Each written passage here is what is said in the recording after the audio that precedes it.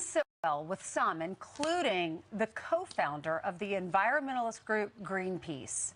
Patrick Moore is tweeting this. Pompous little twit. You don't have a plan to grow food for 8 billion people without fossil fuels or get the food into the cities? Horses? Question mark. If fossil fuels were banned, every tree in the world would be cut down for fuel for cooking and heating. You would bring about mass death. Close quote. Patrick Moore is also the author of Confessions of a Greenpeace Dropout, the making of a sensible environmentalist, and he joins us right now live from our nation's capital. Patrick, good morning to you. Good morning. Good morning. Nice to be here. Okay, it sounds like you don't think her plan is a good one. What's your major problem? You're the one. With it? Well, it's a silly plan. That's why I suggested she was a pompous little twit. Twit meaning silly in the British lexicon, and pompous meaning arrogant. And she really rubbed me the wrong way when she said she's the boss, because she can make up a proposal that's completely ridiculous and no one else did. And that is what's wrong about this. In fact, the whole climate crisis, as they call it, is not only fake news, it's fake science. There is no climate crisis. There is weather and climate all around the world. And in fact, carbon dioxide is the main building block of all life. That's where the carbon comes from in carbon-based life, which is all life on land and in the sea. And not only that, a little bit of warming would not be a bad thing for myself being a Canadian, and the people in Russia wouldn't mind a little couple of degrees warmer either. But Patrick, you know, there are so many scientists who have come out and have said that climate change is real. Yes, of course climate change is real. It's been happening since the beginning of time. But it's not dangerous, and it's not made by people. Climate change is a perfectly natural phenomenon, and this modern warm period actually began about 300 years ago when the little ice age began to come to an end. There is nothing to be afraid of, and that's all they're doing is instilling fear. Most of the scientists who are saying it's a crisis are on perpetual government grants. On one hand, they say the science is settled and people like myself should just shut up because they know what's right. On the other hand, they seem to keep studying it forever as if there's something new to find out.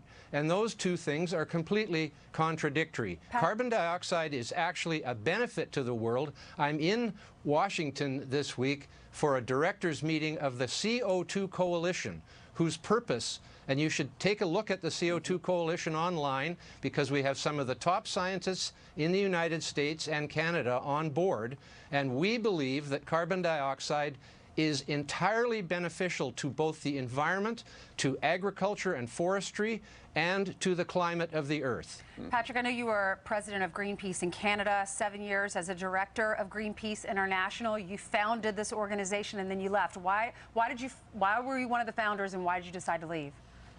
I was one of the founders as doing a PhD in the late 60s, early 70s in ecology. I was radicalized by the Cold War and the threat of all-out nuclear war and the emerging consciousness of the environment, and we did a lot of good things. We stopped nuclear testing in Alaska, we stopped it in the South Pacific, we saved the whales, and we stopped a lot of toxic waste being put into the ocean and the air. But by the mid-'80s, we had gained a lot of notoriety, and we were bringing in a lot of money, and we were hijacked by the extreme left, who basically took Greenpeace from a science-based organization to an organization based on sensationalism, misinformation, and fear. And they are militant, and so does this next generation is really militant about the environment. It's their #1 issue. Here's what Greenpeace said about you. Moore does not represent Greenpeace. His statements have nothing to do with Greenpeace's positions. The new Green Deal resolution has the potential to create millions of family-sustaining union jobs that protect our nation's clean air, water, and communities. Your reaction? Well, the fact is, you cannot do agriculture for 8 billion people, produce the food for 8 billion people without fossil fuels as far as we know it. We don't have an alternative, especially for transportation, which is over 90% dependent on fossil fuels. It's one thing to have a battery-powered vehicle for your family. It's another thing to try to get 40 tons of food at a time into the cities. Yeah, right. It's just not going to happen. And Patrick, you also said if fossil fuels were banned, every tree in the world would be cut down for fuel for cooking and heating. Absolutely. The fact is 85% of the world's energy is from fossil fuels, and the carbon dioxide that's being emitted from burning it was actually taken out of the atmosphere and the oceans millions of years ago and stored in sediments. We are now releasing it back into the atmosphere where it can fertilize the life on Earth. Carbon dioxide and water are the two main constituents of all life. Carbohydrates and of course fossil fuels are hydrocarbons, just missing the oxygen.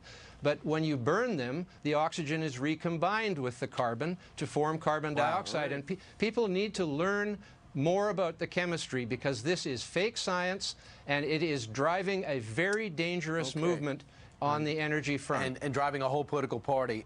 Patrick Moore, this is called climate change pushback. That's the other definition of it. Thank you so much. Appreciate you joining us. Thanks for being here. All right, let's